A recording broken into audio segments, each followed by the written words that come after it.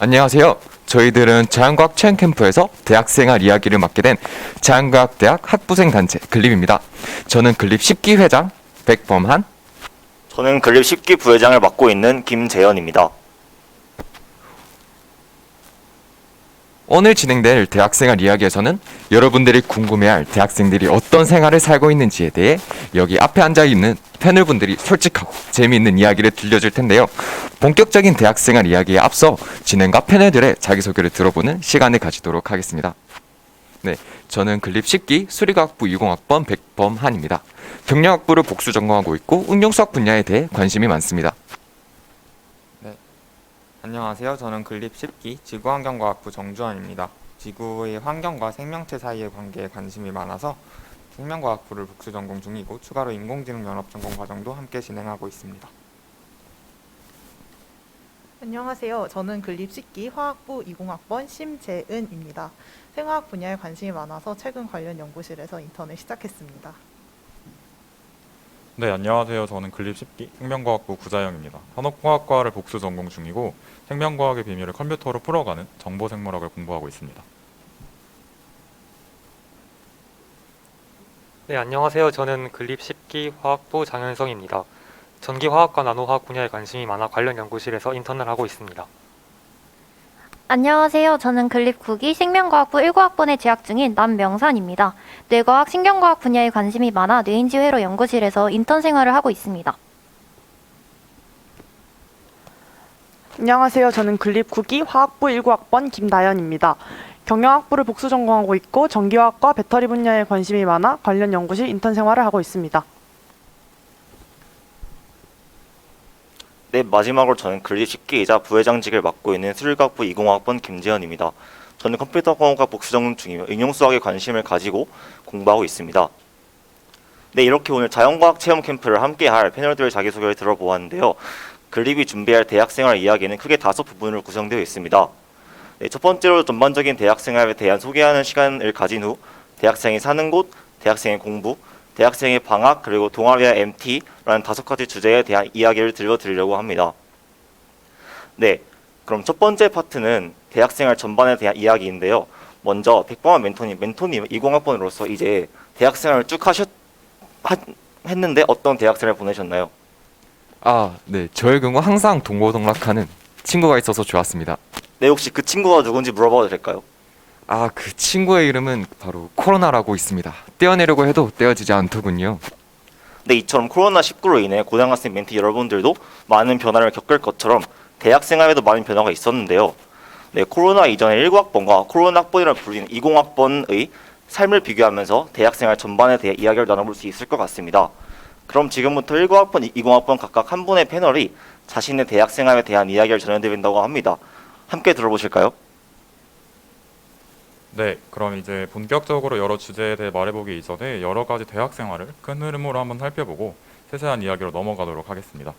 지금 패널로 나와 계신 멘토들은 모두 1920학번인데요. 19학번인 제가 코로나 이전의 대학 생활을, 이어서 20학번인 장현성 멘토님이 코로나 이후의 대학 생활에 대해 저희의 경험을 바탕으로 말씀드리도록 하겠습니다. 물론 이는 어디까지나 개인의 의견과 경험인 점을 기억해 주시면 감사하겠습니다. 여러분들은 대학 생활 하시면 어떤 이미지가 떠오르시나요? 즐거운 캠퍼스 생활, 동아리 활동, 전공 수업 등등을 떠올릴 수 있겠죠. 자, 그럼 대학에 합격한 후 2019년 새내기의 저는 어떤 1년을 보냈을까요? 네, 먼저 1월과 2월 합격하고 입학하기 전까지는 이것저것 고등학교 때 안 해본 활동들을 하면서 즐겁게 지냈던 것 같습니다. 저 같은 경우에는 넷플릭스와 왓챠에서 안 본 게 없을 정도로 정말 다 봤고 게임도 정말 많이 하고 여행도 정말 열심히 다녔던 것 같아요. 네, 그러다가 입학까지 채 한 달이 채 남지 않았을 때 새내기 새로배부터 세터에 가서 처음 보는 친구들과 술게임을 하면 재밌게 지냈고 OT나 이런 것 등을 통해서 학교 생활을 소개받기도 했습니다. 입학하고 나서는 저 같은 경우에는 100명 단위의 대형 강의부터 10명 남짓의 강의까지 이곳 저곳에서 수업을 들으며 많은 사람들을 만나보고 또 경험했던 것 같습니다. 수업과 수업 사이를 지나다니며 캠퍼스를 구경하고 어쩔 때는 수업을 빼먹고 친구들이랑 놀러 가기도 했던 그런 기억이 있네요. 뿐만 아니라 처음 춤동아리 활동 굉장히 열심히 했었는데 공연도 여러 번 해보는 그런 뿌듯한 경험도 느낄 수 있었던 것 같습니다. 네, 그렇게 1학기를 마치고 방학 중에는 도서산간 지역으로 가서 여러 가지 활동을 통해 재능 기부를 하는 과학봉사단 활동인 과봉 행사도 진행했었습니다. 이에 더하여 친구들과 여행을 가서 잊지 못할 추억도 많이 만들었던 것 같습니다. 지금도 그 친구들이랑 만나면 그때 놀았던 이야기들을 종종 하곤 하는 것 같습니다. 네, 이렇게 돌아보니 코로나 이전의 대학 생활은 그래도 많은 경험을 할 수 있었던 것 같네요. 개인적으로는 이때 쌓았던 추억들과 경험들이 아직까지도 큰 의미로 남아오는 것 같습니다. 여러분들께서 대학교에 입학하게 될 때에는 말씀드린 수업, 여행, 동아리 등등보다 더 재미있는 대학 생활을 하셔서 더 많은 기억을 갖게 되시면 좋겠습니다.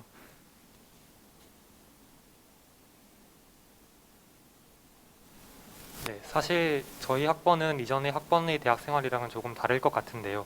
코로나19로 인해 대학 생활이 어떻게 바뀌었는지, 그리고 그 속에서 어떤 활동들을 할 수 있었는지에 대해 간단히 소개해 보려고 합니다.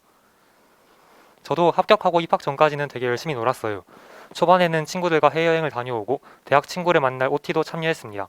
하지만 1월 말쯤부터 코로나19가 유행하면서 세터나 MT 같은 활동들은 모두 취소되었어요. 학기 수업은 대부분 비대면으로 진행되었습니다. 교수님마다 줌으로 실시간 강의를 하시기도 하고 동영상 녹화 강의로 진행하시기도 했습니다. 시험도 대면 시험을 보는 분부터 비대면 시험 또는 대체 과제를 주시기도 했습니다. 친구들과 함께 수업을 다니고 캠퍼스에서 숙제를 즐기는 그러한 대학 생활은 없었지만 저 같은 경우에는 건물 사이 이동 시간을 고려하지 않아도 되어 시간표 짜기 되게 편했고 이동 시간도 많이 아낄 수 있었어요. 가족들과 시간을 많이 보냈던 것도 되게 좋았습니다. 방학 때는 다양한 생활들을 할 수 있었던 것 같아요. 평소에는 집에서 쉬면서 자격증이나 영어 시험 준비를 했고요. 읽고 싶었던 책이나 공부를 하면서 시간을 보냈습니다. 특히 전 연구에 관심이 많아서 이 기간 동안 여러 논문을 찾아보고 공부해서 이른 시기에 인턴과 같은 학술 활동들을 시작해 볼 수 있었습니다. 코로나 유행 상황이 괜찮을 때에는 과나 학교 친구들을 만날 기회도 많았던 것 같아요. 후에 자세히 소개하겠지만 활발히 활동하는 동아리에도 가입해 봉사나 여러 활동들에도 참여할 수 있었습니다. 말하고 나서 보니까 되게 뭔가 재미없는 대학 생활을 보낸 것 같은데 개인적으로는 고등학교 생활 동안 많이 지쳤던 상태라 실시간이 되었던 것 같아요. 그리고 스스로 돌아보면서 2학년부터 어떤 대학 생활을 보낼지 생각해보고 그것들을 하기 위한 준비를 할 기회였기도 했습니다. 제한적인 상황에서도 할 수 있는 활동들을 적극적으로 찾아 나서니 동아리에서도 활발히 활동했고 과 친구들도 많이 사귈 수 있었어요. 여러분이 입학할 때는 어떨지 모르겠지만 어떤 상황에서도 알찬 대학 생활을 보낼 수 있을 겁니다.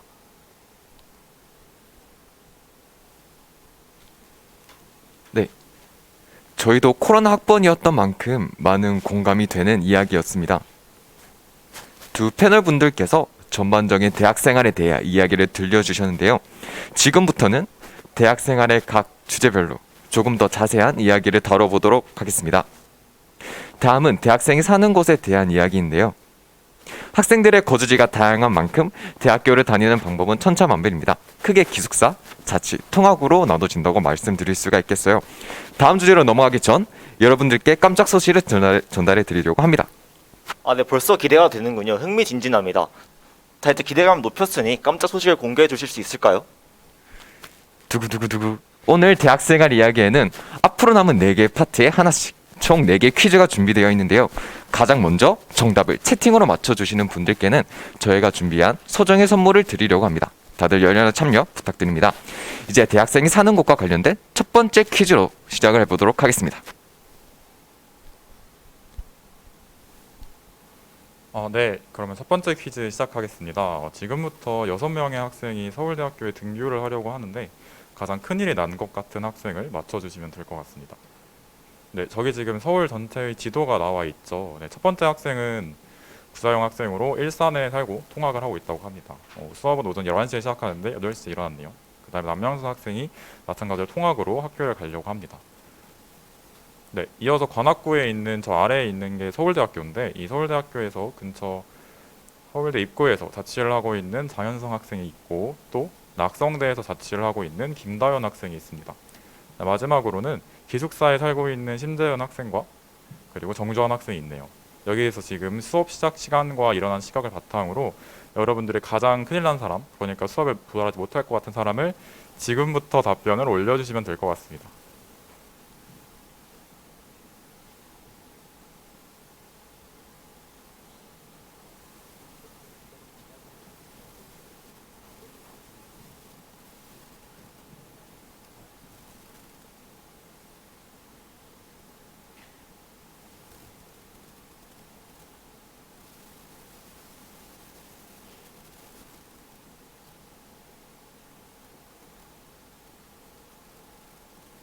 네, 정답자가 나온 것 같아요. 최지윤 학생분이 구자영 학생이라고 정답을 맞춰주셨네요. 정말 축하드립니다.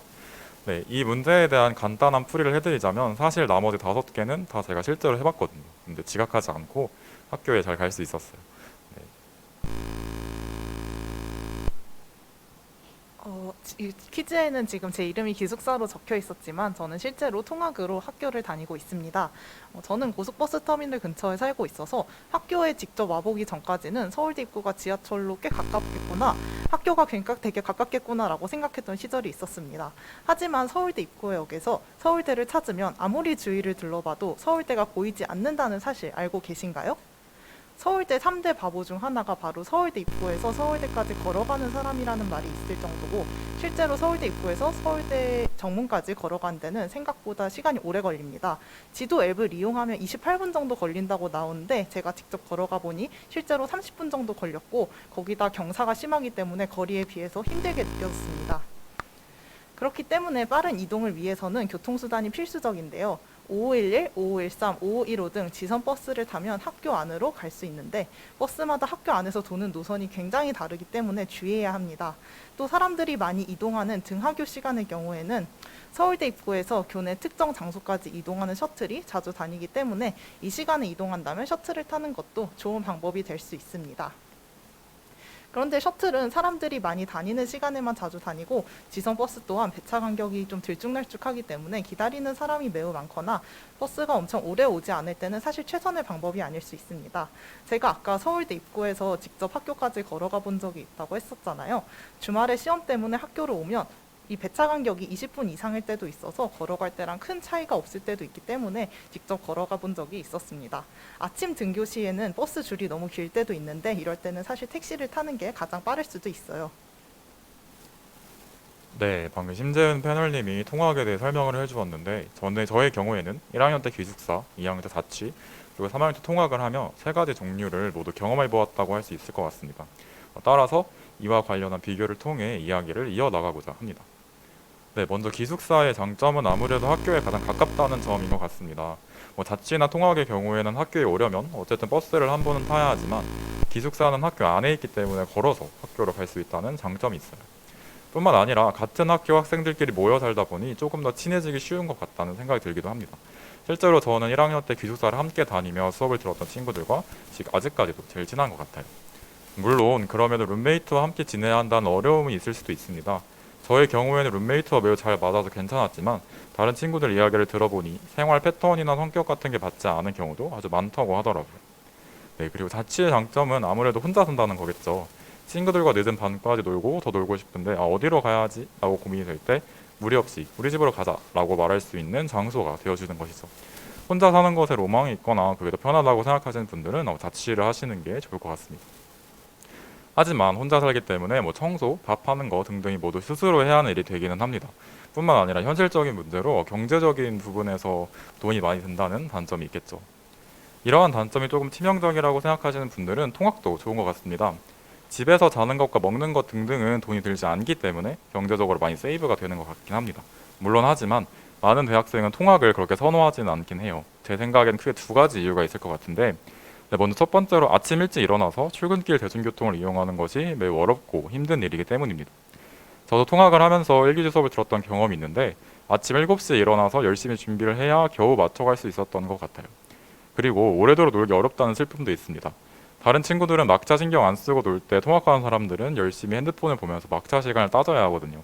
그러다가 만약 막차를 놓치게 되면 택시를 타게 되는 불상사가 생기기 때문에 어려움이 있습니다.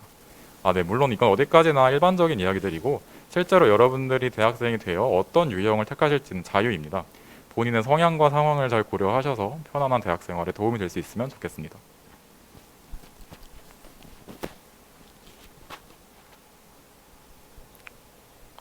네, 여기까지 저희가 준비한 2번째 주제가 끝났습니다. 다들 흥미롭게 들으셨나요? 각자의 상황이 있고 각 방법별로 장단점이 있는 만큼 등교 방식은 대학생활에 미쳐서 큰 영향을 미칠 수도 있습니다. 네, 다음은 3번째 파트인 대학생의 공부에 대한 내용입니다. 제 전문 분야네요. 네, 아주 짧고 자신감 넘치는 답변이었습니다. 학생이라는 단어에 어쩔 수 없이 따라오는 것은 다름이 아닌 공부일 것 같습니다. 대학교에서는 정말 다양한 교양 과목과 전공 과목을 수강할 수 있는 만큼 학생마다 자신의 적성에 맞게 공부를 설계할 수가 있는데요. 네, 역시 패널들의 이야기에 앞서 퀴즈로 시작을 하겠습니다. 첫 번째 퀴즈에서 상품을 못 받으셨던 분들도 지금 퀴즈를 노려보는 것은 어떨까요? 네, 다음 퀴즈는 다음 중 서울대학교에 현재 실제로 없는 과목이 무엇인지 골라주시면 됩니다.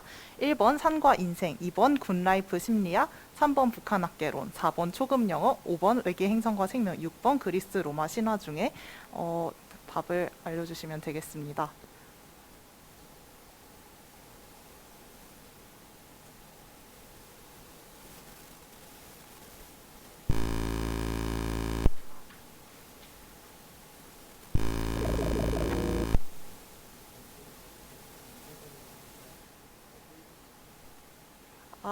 네, 정답자가 나온 것 같네요. 홍석훈 학생 축하드립니다.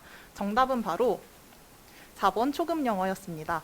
서울대학교의 영어 교양 과목들은 난이도 순서대로 기초영어, 대학영어, 고급영어 순으로 구성되어 있습니다.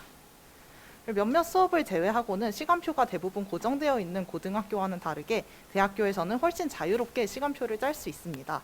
흔히 대학에서 성적을 얘기할 때 뭐 학점이 좋다, 나쁘다 이렇게 표현하는데 사실 학점은 이수 시간을 나타내는 단위이고 평점이 일반적으로 이야기하는 A부터 F까지의 성적을 의미합니다.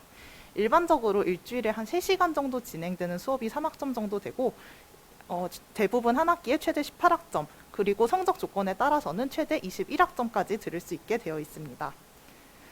그래서 시간표를 마음대로 짜면 자유롭게 원하는 수업을 들을 수 있고, 특히 교양을 주로 듣는 1학년 때는 듣고 싶은 수업들로 시간표를 채우는 것이 가능해요. 과목마다 권장학년이 있긴 한데 수강 신청에 제한이 있는 과목이 아니라면 탁과 수업이어도 자유롭게 수강할 수 있기 때문에 교양 외에도 관심 있는 수업이 있다면 들을 수 있습니다. 다만 학과별로 들어야 하는 전공 필수 수업이나 필수 교양 등의 가이드라인이 있기 때문에 나중에 졸업하기 위해서는 필요한 과목들을 생각하면서 수강 신청을 해야겠죠. 그리고 대학교 시간표의 또 다른 장점은 과목뿐만 아니라 수업을 듣는 시간을 마음대로 정할 수 있다는 것입니다. 수업 시간의 경우 아침 9시 수업부터 드물게 저녁 수업까지 다양한 시간대의 수업이 존재하는데, 아침 일찍 일어나는 것을 힘들어하면 오전에 있는 수업을 최대한 안 듣는 시간표를 짤 수도 있을 것이고, 아침에 빨리 수업을 듣고 저녁에 놀거나 일정을 만들고 싶다면 오후 수업을 최대한 뺄 수도 있겠죠. 시간표를 잘 짜면 흔히 이야기하는 금공강 같은 것처럼 수업이 없는 날을 하루 만드는 것도 충분히 가능한 일입니다.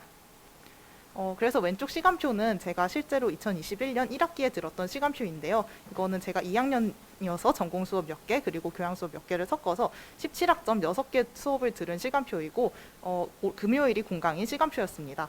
사실 100% 비대면 수업이라면 이동시간, 공강시간이나 통학시간대 이런 거를 거의 고려하지 않아도 되기 때문에 시간표가 크게 중요하지는 않을 수 있겠지만, 대면 수업을 한다면 수업 사이에 강의실을 이동하는 시간, 아침에 일어나서 통학하는 시간 등을 모두 고려해야 합니다. 그리고 오른쪽에 지금 나온 시간표 2개는 인터넷에 흔히 돌아다니는 망한 시간표 이런 것들인데요. 제일 오른쪽 시간표 같은 경우에 문제가 굉장히 분명해 보이죠. 밥 먹을 시간도 없이 연달아 수업을 들어야 하는 시간표이고, 왼쪽 시간표 같은 경우에는 뭐가 문제지? 라고 생각할 수도 있을 텐데, 대면 수업이라면 공강 시간, 제일 위에 수업과 제일 아래 수업 사이에 공강 시간을 어떻게 보낼지 고민을 해야 한다는 점에서 공강 시간을 활용하는데 이게 중요하기 때문에 요거를 잘 생각을 해야 합니다. 그렇기 때문에 수강 신청 실패를 하거나 그런 것 때문에 시간표가 잘못 짜여지게 되면 한 학기가 생각보다 힘들 수도 있으니 시간표를 만드는데 신중해야 합니다. 학교를 온다면 한 학기 생활의 거의 50% 이상을 차지한다고 할 수 있을 것 같아요. 그래서 모두가 원하는 수업을 들을 수 있다면 좋겠지만, 인기 강좌 같은 경우 정원에 비해서 듣고 싶은 사람이 많을 수 있기 때문에 선착순으로 수강 신청을 해야 합니다. 수강 신청을 위해서 다 같이 PC방에 가서 대기하다가 정각 알림이 울리면 다 같이 클릭을 하는 모습은 거의 아이돌 티켓팅 현장을 생각나게 하는 것 같아요. 그래서 선착순 수강 신청을 할 때 제일 중요한 거는 그 영영 초과되는 정각에 얼마나 빠른 클릭을 통해 신청을 하느냐인데요. 작년 2학기 같은 경우 선착순 수강 신청을 하다가 수강 신청 서버가 마비되는 일이 발생해서 수강 신청이 연기되는 사태가 발생하기도 했습니다. 주말을 지난 그 다음 주로 수강 신청이 연기되고 연기 당일에도 저는 1시간 동안 제대로 접속을 못했을 정도로 접속이 잘 되지 않았었는데 다른 동기는 아무 문제 없이 빠르게 수강 신청을 마쳤다는 이야기를 듣고 사실 결국 수강 신청에서 제일 중요한 거는 순발력과 운이 아닐까 싶습니다.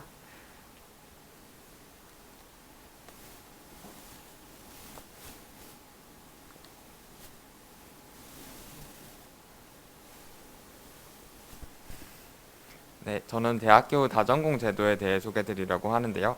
방금 수강 신청 내용에서 얘기해 주신 것처럼 여러분이 대학에 입학한 이후에는 고등학교에서와는 다르게 여러분은 전공 수업을 많이 듣게 됩니다. 학과에서 요구하는 그런 필수 수업들을 들으면 이제 학사 학위가 나오게 되는 거고요.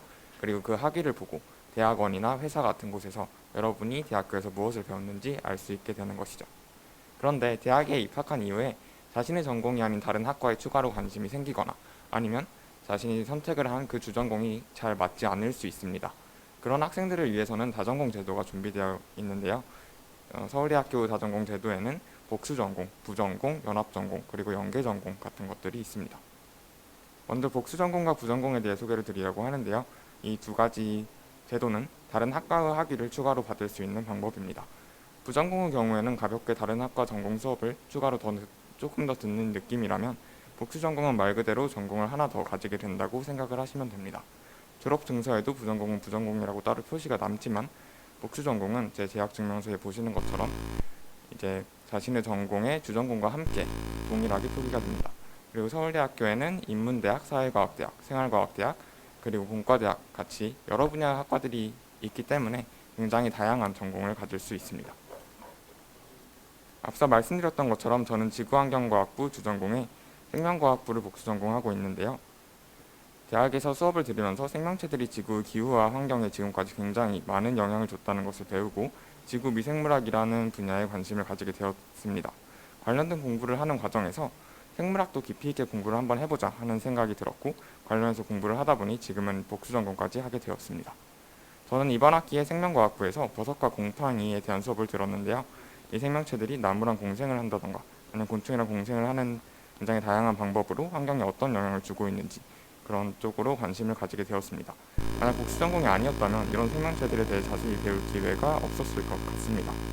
이렇게 저는 자연과학대학 내에서 복수 전공을 하면서 관심 분야를 더 깊게 배우고 또 전혀 몰랐던 새로운 관심 분야도 발견할 수 있었습니다. 여러분도 대학에 입학한 이후에 더 배우고 싶은 것이 생기셨을 때 저처럼 복수 전공 제도를 통해 재밌고 새로운 분야를 발견하실 수 있으면 좋겠습니다. 네, 저는 앞선 정주환 학생과는 다르게 자연대임에도 경영 경제를 복부전하고 있는데요. 솔직하게 말하자면 고등학교 때까지 배워본 화학이 재밌어서 화학부를 오긴 했지만 막상 깊이 배워보면 저랑 맞지 않을까 겁이 났던 게 시작이었던 것 같아요. 그러던 와중 1학년 때 경제 관련 교양 과목을 너무 재밌게 들어서 그 다음 학기에 경영 전공 과목을 하나 들어보고 화학을 평생 할 자신 없으면 이걸 평생 해도 나쁘지 않겠다는 생각이 들어서 복수 전공을 선택하게 되었습니다. 지금은 화학으로 진로를 굳히긴 했지만 요즘은 하나의 직업으로 평생을 사는 시대가 아니라고들 하잖아요. 그래서 나중에 제 진로 선택의 폭을 넓힌다는 측면에서도 그리고 자연과학과는 완전히 다른 학문을 공부해 봄으로써 세상을 바라보는 시각을 넓혔다는 점에서도 경영 복수 전공을 전혀 후회하진 않고 있습니다. 마지막으로는 연계전공과 연합전공을 소개하려 합니다. 복수 전공과 부전공은 또 다른 하나의 학과를 주전공과 병행하는 것이라면 이들은 여러 전공을 섞은 새로운 전공을 하는 것이라고 볼 수 있습니다. 연계연합전공학과에는 1학년으로 입학은 불가능하고 본인 주전공으로 대학을 입학을 한 후 지원 자격을 가질 수 있습니다. 정주환 학생이 이수 중인 인공지능도 연합전공에 해당하고 또 정보문화학, 벤처경영학 그리고 화면에 보이는 여러 다양한 연합전공들이 있습니다. 제가 지원했었던 인공지능 반도체 연합전공은 컴퓨터공학부와 전기정보공학부에 베이스를 두고 있습니다. 제가 관심 있는 방향은 딱 그 두 학과 사이 어딘가에 있다고 생각을 해서 두 학과의 전공을 절반씩 듣는 연합전공을 택하게 되었었습니다. 물론 학부가 따로 존재하는 게 아니니까 뭐 정통성이 없다고 느껴지거나 소속감이 부족하다는 생각이 들 수는 있지만 이를 보완하기 위해서 이 전공만이 들을 수 있는 특색 있는 수업이 개설된다거나 아니면 이 학과만을 선발하는 기업 인턴 전형이 있는 등 학교 차원에서 전폭 지원을 하는 경우가 있습니다. 따라서 만약 관심 있는 분야가 있는데 그 분야를 공부하기 위한 과가 여러 개 있는 것 같을 때는 이걸 묶거든 연계 전공이나 연합 전공이 없는지 알아보시는 것도 좋을 것 같아요. 물론 원한다고 무조건 다전공을 할 수 있는 건 아니긴 합니다. 인기 있는 학과들의 경우에는 학점, 자소서, 그리고 심지어는 면접까지 보는 학과들도 있어요. 하지만 분명 그럴 만한 가치가 있는 제도며 다전공을 하다가도 자신과 맞지 않는다고 생각되면 언제든지 포기할 수 있으니까 관심 있는 여러 분야에 망설임 없이 도전해 보시길 바랍니다. 더불어 아직 겪어보지 못한 전공에 대한 확신이 없는 건 당연하고 또 대학 와서 꿈이 바뀌는 건 오히려 자연스러운 현상이니까 학과를 선택함에 있어서 너무 큰 부담을 느끼거나 아니면 확고한 꿈이 없는 것에 대해서 너무 큰 걱정을 하지 않으셔도 된다고 말씀드리고 싶네요. 네, 여기까지 저희가 준비한 세 번째 주제가 끝났습니다. 다음은 네 번째 파트인 대학생의 방학에 대한 내용입니다. 학생이란 단어에 어쩔 수 없이 따라하는 것에는 공부도 있겠지만 당연히 마음 놓고 쉴 수 있는 방학을 빼놓을 순 없겠죠. 특히 대학생의 방학은 할 수 있는 것들이 정말 무궁무진하기에 학생들의 개성이 드러나는 그러한 기간이기도 합니다. 잠시만요. 혹시 요즘 밥을 잘 못 드신다는 소문이 있는데 사실인가요? 제가 최근에 나이라는 걸 먹었는데요. 22살이 된 충격으로 현재까지 아무것도 못하고 있습니다. 네, 그렇다고 합니다. 이렇게 고학번이 될수록 진로 탐색에 대한 고민도 많아지고 하고 싶은 것도 많기 때문에 그만큼 방학을 알차게 보내고 싶을 것입니다. 대학생의 방학에 대한 패널들 얘기를 듣기에 앞서 역시 간단한 퀴즈로 시작을 해보겠습니다.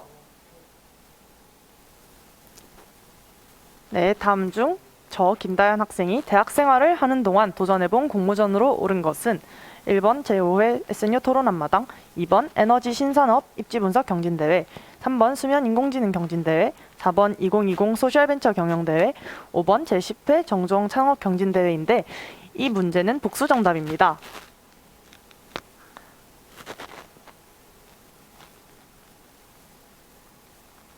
네.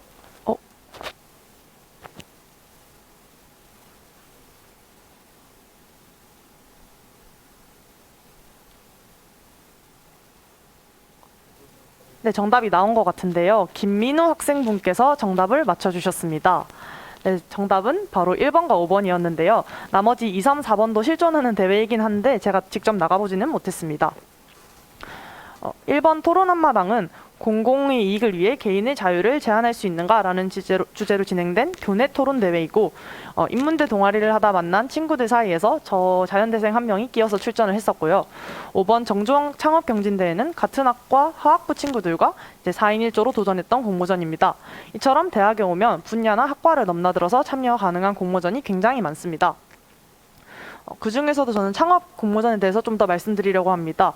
정주영 창업경진대회는 아마 교외 창업대회 중에 규모가 거의 제일 큰 편에 속하는데요.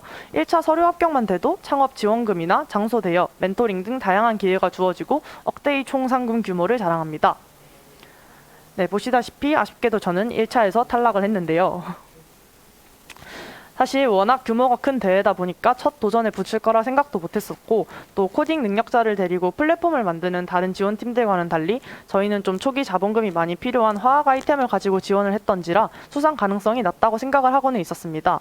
원래는 이걸 좀 자체적으로 보완을 해서 좀 더 규모가 작은 4번 아까 퀴즈에 있던 4번 소셜벤처 경영대회를 나가려는 게 본 목적이었는데 아쉽게도 팀원들이 군대를 가버리는 바람에 도전을 이어가진 못했었습니다. 비록 이렇게 저는 실패했고 또 그 과정에서 나와 창업은 좀 안 맞는다를 깨달은 사람이지만 여러분에게는 꼭 이걸 권하고 싶어요. 제가 안 맞는다는 걸 깨달은 게 단순히 공모전에서 떨어져서가 아니라 그 과정이 제 성향과 맞지 않는다는 걸 느껴서인데 이건 정말 해봐야 알 수 있는 거라고 생각하거든요. 물론 팀플 등으로 협업을 경험해볼 수는 있지만 이렇게 뭐 형식이 정해진 팀플보다는 완전히 밑바닥에서 좀 돈을 걸고 하는 이런 스타트업은 또 새로운 느낌을 주는 것 같습니다. 또 다른 이유는 학부생이기에 도전의 기회가 많이 주어지고 또 실패했을 때 다시 일어서기 쉽기 때문이에요. 많은 대학이나 관할구에서 창업 지원 공간을 무료로 대여를 해주고 아이디어만으로 예산을 주고 멘토링을 해주는 기회가 지금이 아니면 없는 것 같아요. 보다 정확하게는 지금이기 때문에 쉬운 것 같아요. 학부생만을 대상으로 하는 대회도 많고 또 이런 대회들은 생각보다 수상 가능성도 높은 편이니까 마음 맞는 친구들이 있다면 혹은 나한테 좋은 아이템이 있다면 한 번쯤 공모전에 도전해보는 것도 좋은 경험이 될 것 같습니다. 네, 서울대학교 자연과학대학교 내에는 여러 학생들이 연구활동을 경험해보고 진로를 수립함에 있어 도움을 주기 위해 마련된 제도가 많이 있습니다. 네, 그 중에서도 제가 이번에 말씀드리고 싶은 것은 학생 연구 인턴십 제도입니다. 학교 내에 존재하는 많은 연구실을 살펴보고 원하는 연구실에 지원서를 넣어 합격하면 인턴 활동을 이어나가는 제도입니다. 과외 차원에서 지원금을 지급하고 인건비를 받게 됩니다. 대부분의 학생들은 관련 논문을 읽거나 사수님의 실험을 참관하는 식으로 진행하게 되며 드물게 본인의 독자적인 프로젝트를 진행하는 경우도 존재합니다. 저는 현재 서울대학교 생명과학부에 소속되어 있는 양적생물학 연구실에서 정보생물학과 관련한 연구를 진행하고 있습니다. 저 같은 경우에는 석사 한 분 그리고 교수님과 프로젝트를 진행하고 있고 현재 코로나 바이러스를 조금 더 잘 연구할 수 있도록 해주는 컴퓨터 프로그램 툴을 만들고 있습니다. 작년 6월부터 꾸준히 출근을 해서 전체적인 프로그래밍 실력을 높이기도 했고 여러 데이터를 다뤄보면서 진행을 했던 것 같습니다. 많은 학생들이 이러한 인턴십 활동을 지나치는 경우가 많은데 여러분들은 여러 학교나 기업에서 제공하는 인턴십 활동을 경험해 봤으면 합니다. 저와 같이 연구직으로 더 나아가고 싶다는 생각이 든 것처럼 자신의 진로를 결정하는 데 도움을 줄 수 있기 때문이죠. 뿐만 아니라 여러 가지 경험을 하며 전공 지식을 실제로 적용하고 응용할 수 있는 기회를 얻게 된 점도 정말 좋다고 생각합니다. 네, 물론 방학 때 이런 인턴십만 하는 것은 아닙니다. 저 같은 경우에는 코로나19 이전에는 해외여행과 국내 여행을 자주 다녔던 것 같습니다. 가족 여행으로 하와이에서 한 달 동안 지내다 오기도 하고 친구들끼리 대만으로 여행을 가기도 했습니다. 국내로는 부산이나 가평 등등 여러 곳으로 여행을 다녔던 것 같아요. 여러분들은 여행에서 어떤 의미를 얻으시나요? 저는 학기 중에 받았던 여러 스트레스를 벗어 던지고 조금 쉴 수 있는 기회로 삼았던 것 같습니다. 새로운 곳에 가서 모르는 언어를 들으며 아무것도 하지 않고 시간을 지나보내는 시간이 굉장히 좋은 것 같습니다. 여러분들도 입시를 잘 끝내시고 아무것도 하지 않음의 즐거움을 느낄 기회가 있으시길 바라겠습니다. 그리고 대학생이 된다면 한 번쯤 아르바이트 같은 걸 해보게 될 텐데 저는 코로나가 풀렸을 때 마음껏 놀 수 있게 방학 동안 돈이라도 한번 벌어보자 라는 마음으로 아르바이트랑 과외를 시작하게 됐어요. 생활비가 필요해서 혹은 금전적 여유를 위해서 등의 여러 가지 이유로 대학생들은 대부분 과외나 아르바이트를 통해서 돈을 벌게 됩니다. 학기 중에도 물론 충분히 할 수 있겠지만 아무래도 본격적으로 하기에는 수업 등 이런 여러 가지 일정에서 자유로운 방학이 좀 더 좋았던 것 같아요. 과외의 경우 지인 소개로 화학 또는 중학 과학 이런 것을 가르쳐 주었고 아르바이트의 경우 정말 다양한 종류가 있는데 제 주변에 PC방 알바, 카페 알바 이런 거를 한 친구들이 있었고 저의 경우 학원 조교 아르바이트를 1년 정도 했었습니다. 그래서 과외랑 학원 아르바이트 둘 다 해보았을 때 장단점이 굉장히 뚜렷했었는데요. 과외 같은 경우에는 일반적으로 시급이 좀 아르바이트 같은 것보다 높은 편이고 학생과 소통을 잘 할 수 있다면 크게 어렵지 않게 느껴질 수 있겠지만 수업 내용이나 진도 등을 직접 구성하고 준비해야 되고 그리고 학생을 책임져야 한다는 부담감이 있었던 것 같기도 합니다. 반면 아르바이트 같은 경우 시급은 낮지만 직접 어떤 수업을 할지 같은 고민에서 벗어나 그냥 교재 복사, 시험지 채점 등 주어진 일, 시키는 일만 처리하면 되기 때문에 상대적으로 부담감이 덜하다고 느꼈던 것 같아요.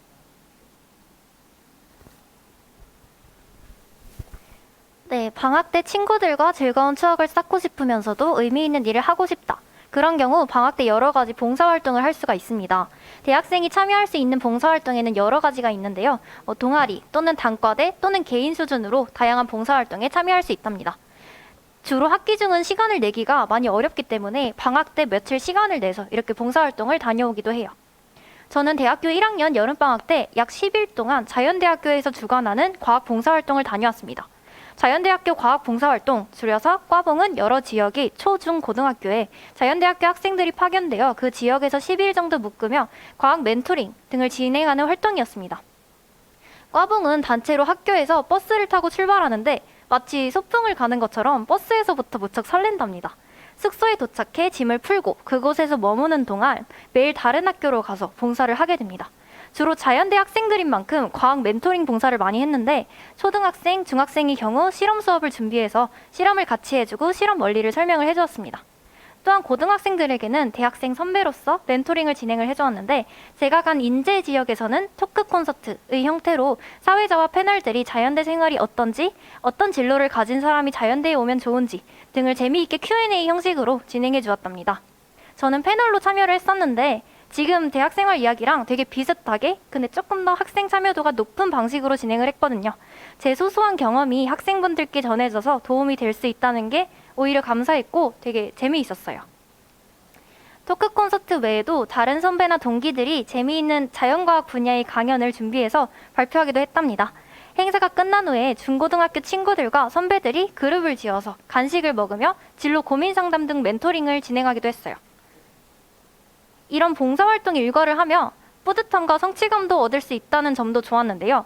동시에 함께 봉사활동을 간 선배들과 친구들과 소중한 추억을 쌓을 수 있다는 점도 굉장히 좋았습니다.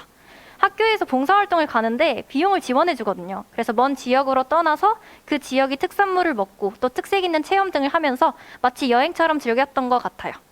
제가 갔던 강원도의 인제 지역은 래프팅을 할 수 있는 곳이었는데요. 당시 태풍이 좀 심해가지고 직접 하지는 못했는데 이런 지역별 체험도 할 수가 있고요. 인제 지역의 맛집도 엄청 돌아다녔어요. 그리고 제가 갔던 인제 지역 말고 영덕에도 봉사단체가 갔었는데 거기서는 대게를 엄청 먹었다고 합니다. 또 봉사활동이 끝난 후에 도착한 숙소에서 이제 다 함께 바비큐 파티도 하고 재미있게 어울려 놀면서 재미있는 추억들, 기억들 많이 만들 수 있었답니다. 이렇게나 좋았던 과봉이 추억이 아직도 종종 생각나곤 하는데요. 나중에 대학 생활에서 성취감과 즐거움을 동시에 가져갈 수 있는 봉사활동에 여러분도 나중에 꼭 참여하시기를 추천드릴게요. 네, 이렇게 네 번째 주제였던 대학생의 방학에 대한 이야기를 들어보았습니다. 지금까지 이야기는 개인의 대학생활 초점을 맞추고 있다면 이제는 단체의 관점에서 이야기를 해볼 건데요. 여러분이 가장 기대하고 있는 활동들 바로 동아리와 MT입니다. 관심사가 같은 사람들끼리 모인 동아리 그리고 단체의 소속감을 다져줄 수 있는 MT 이 둘에 대한 패널들의 이야기를 들어보기 전에 역시 간단한 퀴즈로부터 시작해 보겠습니다. 네, 다음 중 서울대학교 자연과학대학의 학과 밴드 동아리가 아니거나 아니었던 것은 무엇일까요? 1번 광란, 2번 영상, 3번 림숲, 4번 플로렌, 5번 비보, 6번 환청입니다.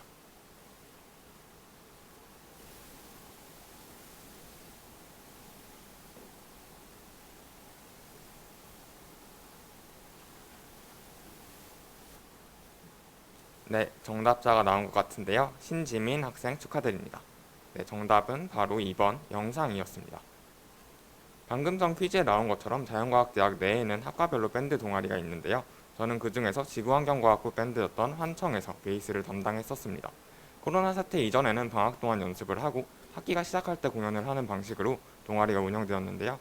입학하고 첫 해 9월에 홍대에서 작은 공연장을 빌려서 학과 사람들 그리고 지인들을 초대해서 공연을 했습니다.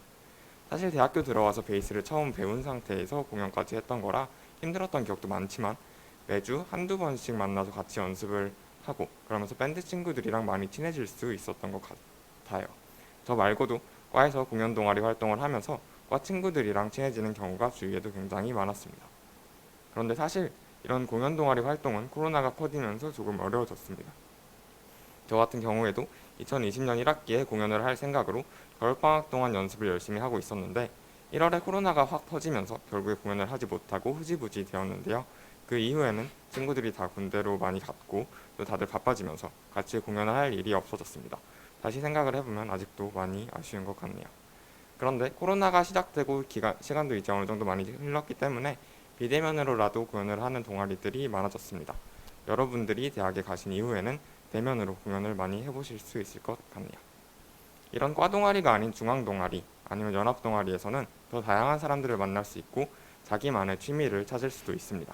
중앙 동아리에서는 자연과학대학 밖의 서울대 사람들을 만날 수 있고 연합 동아리에서는 서울대 밖의 다른 대학생들과도 교류할 수 있습니다. 동아리 활동과 뒤풀이에서 다양한 사람들을 만날 수 있다는 이런 장점 때문에 동아리를 하는 사람들도 많습니다. 제가 활동했던 중앙 동아리 중 하나는 사진 동아리인 영상인데요. 저는 동아리 사람들과 교류도 인상 깊었지만 동아리 활동 자체도 기억에 많이 남습니다. 1학년 때 주로 활동을 했는데도 이제 옷 만드시는 분들 사진을 찍으려고 동대문 골목길을 여름에 막 돌아다니다가 일하시는 분들한테 결국엔 사진 찍는 거 허락을 못 받고 한 3번 정도 그냥 돌아왔던 일이라던가 아니면 지금 화면에 오른쪽에 보이시는 저런 사진을 얻기 위해서 깜깜한 암실에서 화학약품을 써서 필름을 현상을 하고 또 인화했던 일 같은 기억들이 아직도 생생합니다. 이런 것처럼 동아리 활동을 하지 않았다면 겪어보기 힘든 경험들을 할 수 있다는 점도 대학교 동아리가 정말 큰 매력이라는 생각이 듭니다. 여러분도 대학교에서 동아리 활동을 통해 좋은 사람들과 즐거운 활동들을 할 수 있기를 바랍니다. 네, 저는 대학교의 봉사동아리에 대해서 소개하려고 합니다. 봉사동아리를 처음 들으면 이때까지 봉사시간 채우려고 많이 했는데 왜 굳이 대학까지 와서 해야 될까라고 생각될 텐데요. 대학교의 봉사동아리는 여러분이 상상하는 봉사단체와는 많이 다를 거예요. 어떻게 다른지 제가 2년 동안 활동한 햇빛봉사단이라는 동아리를 통해 알아봅시다. 제가 가입한 이 동아리는 중앙동아리 중 하나인 서울대학교 헤비타트 동아리인데요. 헤비타트라는 국제 NGO 단체는 취약계층의 주거 환경 개선을 목표로 봉사활동을 합니다. 그렇다면 헤비타트 동아리에서 어떤 것을 하는지도 알 수 있을 텐데요. 저희 동아리에서는 힘들게 사시는 분들을 위해 찾아가 도배나 청소를 해드리는 집 고치기 활동과 책상과 수납장과 같은 가구를 만드는 활동들을 주로 합니다. 방학 때에는 며칠 동안 지방으로 가 집을 직접 지어드리는 봉사활동을 하기도 합니다. 이 외에도 멘토링이나 벽화 제작 같은 다양한 활동들을 하고 있어요. 이 활동들을 하면서 여러 좋았던 점들이 있습니다. 먼저 색다른 활동을 할 수 있다는 것이었어요. 이때까지 봉사활동이라고 하면 이제 입시 스토리 만들려고 그런 몸이 편한 활동들을 많이 하잖아요. 저도 그랬는데 새로운 활동들을 하면서 재밌기도 하고 다른 형태의 보람을 느껴보기도 했습니다. 이 외에도 저희 학교에는 유기동물 관련 봉사나 소외예술가를 위한 전시회 개최 봉사, 농촌 봉사 등 다양한 동아리들이 있습니다. 여러분들이 하고 싶은 활동이 있다면 친구들을 모으고 꾸준히 활동을 해 학교로부터 지원금도 받을 수 있어요. 두 번째 장점으로는 다양한 사람들을 만날 수 있었습니다. 개인적으로 여러 사람들을 만날 수 있다는 것은 저희 학교의 가장 큰 장점 중 하나라고 생각해요. 그리고 봉사동아리는 그런 장점을 살릴 수 있습니다. 봉사활동을 하면서 자연스럽게 얼굴이 익히고 끝난 후 밥을 같이 먹으면서 어렵지 않게 친해질 수 있어요. 특히 제가 가입한 동아리는 식목을 위한 소모임을 장려해 사람들을 쉽게 만날 수 있었습니다. 동아리에서 만난 사람들과 따로 여행을 가기도 하며 친구들을 많이 만들 수 있었습니다. 네, 대학 생활에서 빼놓을 수 없는 게 또 MT죠. 지금은 코로나로 인해 가기가 어려워졌지만 동아리, 학생회, 과 등등에서 MT를 가서 게임도 하고 고기도 구워 먹고 밤새도록 얘기를 나누면서 사람들과 친해지는 게 MT의 매력인 것 같아요. 출발할 때까지만 해도 서먹했던 친구들도 온종일 함께하며 놀다 보면 많은 사람들과 한 번에 친해지게 되는 자리가 바로 MT가 아닐까 합니다. 사실 MT 준비위원회를 맡았을 때 친구에게 들었던 말이 혹시 자기가 가서 소외되진 않을까? 아니면 어울리기 힘든 분위기는 아닐까 걱정했다는 말을 들은 적이 있어요. 하지만 억지로 장기자랑이나 강제로 술을 먹이는 문화는 정말 전혀 없고 몸으로 말해요나 노래 맞추기 등 모두가 쉽게 참여할 수 있는 게임들 위주로 놉니다. 그러니까 평소 말을 해보지 못했던 친구들과도 자연스럽게 말을 트게 될 수 있는 게 MT라고 생각합니다. 네, MT뿐만 아니라 동기들, 선배들과 함께 어울려서 재밌게 놀고 즐거운 추억을 쌓을 수 있는 여러 행사들이 있답니다. 대표적인 예시로 장터가 있는데요. 말 그대로 과에서 또는 동아리에서 학교에 장터를 열어서 요리를 파는 행사예요. 전을 부치기도 하고 컵빙수를 만들어 팔기도 하는 등 간단한 요리를 팔면 그 앞에 학생들이 3, 4모에 모여가지고 돗자리를 깔고 앉아서 음식을 먹으면서 이제 추억을 쌓는답니다. 저는 과에서 직접 장터를 열어서 참여를 해본 적은 없지만 종종 장터 시즌에 친구들과 캠퍼스 내에서 공강 시간에 다른 과 장터에 가서 친구가 만든 음식도 먹고 재미있는 공강 시간을 보냈던 기억이 있습니다. 또한 1.15라는 행사도 있습니다. 1.15는 과에서 이제 술집을 하루 빌려가지고 장사를 하는 건데요. 기획, 장소 대여, 홍보, 서빙까지 모두 학생들이 힘을 모아서 진행하는 행사예요. 특이한 컨셉을 잡고 가게의 술과 안주를 파는 직원이 되어서 여러 이벤트를 한답니다. 같은 과 선배들이나 다른 과 친구들이 와서 이제 술과 안주를 많이 팔아주기도 해요. 저는 생명과학부 1.15에 참여를 했었는데 공포 영화를 컨셉으로 이제 유령으로 분장한 웨이터들이 서빙을 하면서 붉은 피와 같은 오미자주를 팔았어요. 생명과학부인 만큼 유령들이 이제 테이블을 돌아다니면서 뽑기 행사를 진행하였는데 이제 DNA 염기 서열을 뽑게 해서 특정 염기 서열을 만들면 서비스를 주기도 했답니다. 친구들과 귀신 분장을 하는 것도 재미있었고 또 직원도 손님도 모두 같은 대학교 친구들, 선배들이니까 마치 장례가 파티 분위기처럼 흥겹고 정말 재미있었어요. 준비 과정은 조금 고되기도 했지만 한번 행사를 완료하면 동기들과 동고동락했던 정말 좋은 추억으로 남게 된답니다. 네, 지금까지 패널들의 이야기를 바탕으로 대학생활들에 대해 구석구석 살펴보는 시간을 가져보았는데요. 패널들의 생생한 이야기를 들으니 저도 새내기 때로 돌아가 다시 대학생활을 즐기고 싶은 그런 기분이 듭니다. 많은 이야기를 해주신 저희 패널들에게 감사의 인사를 전하고 싶네요. 이렇게 패널들의 다양한 경험을 들어보았던 시간을 마치고 자유질의응답 시간을 가져보도록 하겠습니다. 패널분들께서 말씀해주신 그러한 부분에 대한 질문도 괜찮고 이 외에도 대학생활에 대한 자유로운 질문도 모두 환영입니다. 손들기 기능이나 채팅 기능을 이용하여 질문을 해주시면 됩니다. 다만 질문의 경우 모든 참가자가 확인할 수 있도록 전체 공개로 해주시면 감사하겠습니다. 네, 그렇다면 지금부터 질문을 올려주시면 감사하겠습니다.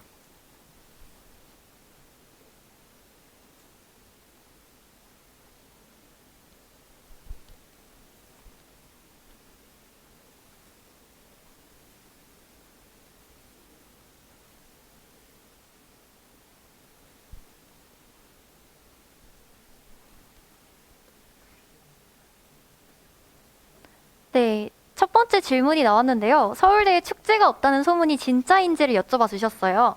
근데 서울대에 놀랍게도 축제가 존재합니다. 그런데 축제에 사람이 없습니다.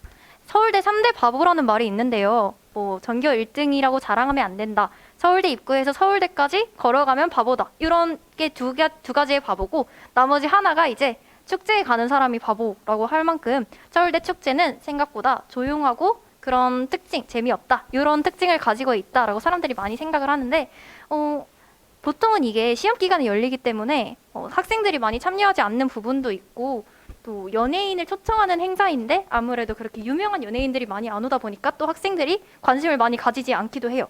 그렇지만 축제는 분명히 존재하고 저는 나름 재미있게 즐겼던 것 같습니다.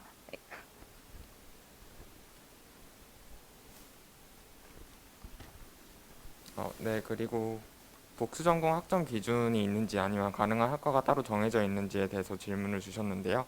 이제 이 복수 전공을 여러분들이 신청을 하게 되면 그 학과 기준들이 몇 가지가 있는데 학점 기준이 정확히 정해져 있지는 않고 지원하는 사람들이랑 경쟁을 해야 하기 때문에 약간 상대평가 개념으로 학점이 높으면 높을수록 좋은 그런 과들이 있고요. 특히 인기가 많은 과들이 그렇겠죠.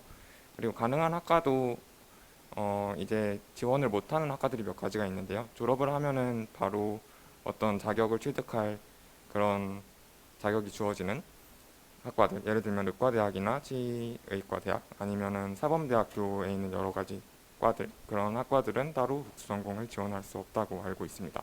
그런 제한이 없는 경우에는 자유롭게 이제 복수 전공을 지원을 할 수가 있고요. 그리고 또 학과들마다 이제 몇 가지 조건을 만족을 해야지 잘 뽑아준다는 것들이 있는데요. 예를 들면 그 학과의 수업을 얼마나 많이 들었는지 이런 것들을 판단을 하기도 합니다.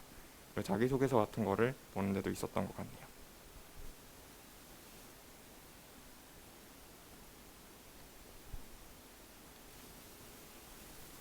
네. 그 다음 질문 중에 하나로 그 고등학교 때 기대했던 서울대와 현재의 서울대는 같은 느낌인가에 대한 질문이 있었습니다. 사실 이제 고등학생 때 서울대라고 하면 이제 아무래도 대한민국의 뭐 최고의 대학이다. 그렇기 때문에 정말로 우수한 학생들, 그러니까 공부를 정말 열심히 하는 학생들이 많이 올 것이다라고 생각을 했었어요. 그런데 실제로 서울대에서 많은 경험을 해보니 정말 그렇습니다. 그래서 많은 학생들이 정말 이제 되게 뛰어난 능력을 가지고 있는 것 같아요. 그리고 사실 제가 방금 말씀드렸던 것처럼 이제 공부에 되게 관심이 많은 학생들이 많다라고 했는데 사실 저희들만 보아도 알듯이 되게 동아리 활동도 굉장히 많이 하고 혹은 그 외 대외 활동이나 그런 것들에 굉장히 많이 참여하는 학생들이 많아요. 근데 그럼에도 불구하고 항상 늘 공부를 절대 놓치지 않는 학생들을 보면서 저 되게 놀랐던 그런 경험이 있었던 것 같습니다.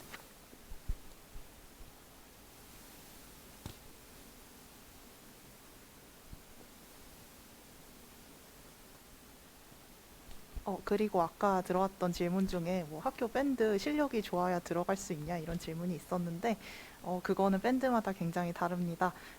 그래서 그 과 밴드 같은 경우에는 주로 좀 친목 위주이기 때문에 꼭 굳이 잘하지 않아도 처음부터 시작하는 친구들도 굉장히 많이 들어오는 곳도 있고 아니면 학교 중앙 동아리, 학교 전교생이 모여서 하는 동아리 이런 곳 같은 경우에는 오디션을 받아서 잘하는 사람들만 모여서 공연하는 곳도 있으니까 자기가 가고 싶은 곳을 잘 찾아서 처음 배우는 학생들을 받아주는 밴드도 굉장히 많으니까 그런 곳을 찾아 들어가시면 될 것 같습니다. 그리고 질문 중에 뭐 교환학생, 유학, 어학, 연수 등에 관한 정보는 어떻게 얻는지에 대해서 여러 사람들께서 질문해 주셨는데요. 일단 크게 세 가지가 있을 수 있을 것 같아요. 첫 번째로는 이제 학교 내에서 교환학생이나 어학 연수 같은 것들은 이제 공지사항에 올라오기도 하고 이제 여러 행정실 분들께서 개인적으로 연락을 주시기도 합니다. 두 번째로는 이제 관련 설명회를 열기도 하는데요. 얼마 전에도 교환학생 설명회가 있어서 이제 그런 것들을 통해서 정보를 얻을 수 있습니다. 마지막으로는 이제 선배나 동기 중에서 이미 유학을 갔다거나 교환학생을 갔다 온 사람들에게 물어가면서 관련 정보를 얻어서 준비를 해볼 수도 있어요.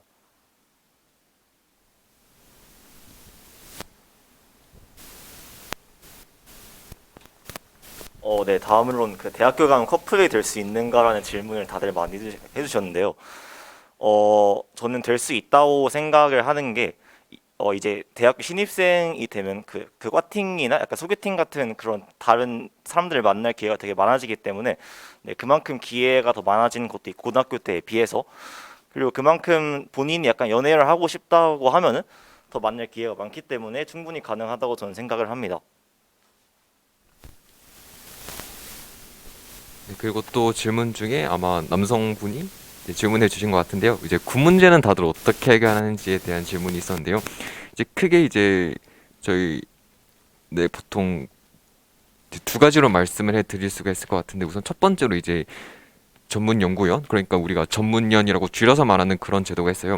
사실 서울대학교, 특히 저희 자연과학대학 같은 경우에는 대학원에 진학을 희망하는 그런 학생들이 굉장히 많고, 특히 제가 방금 말씀드렸던 전문연이라는 제도는 대학원, 국내 대학원을 에서 활동을 하면서 함께 군 문제를 해결하는 그런 제도거든요.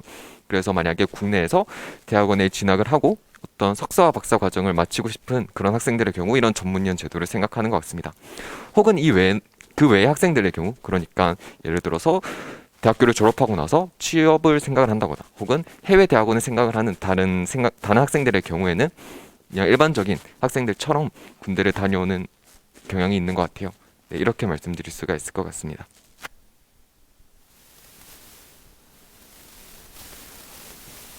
네, 사실 이거 외에도 되게 많은 질문들이 있는데요. 저희 행사 시간 관계상 여기까지 질문을 마무리해야 될 것 같아요. 우선 지금까지 저희 자연과학 체험 캠프 대학생활 이야기에 참여해 주셔서 굉장히 감사하다는 말씀드리고, 저희들은 자연과학대학 학생우수단체 글립이었습니다. 감사합니다. 감사합니다.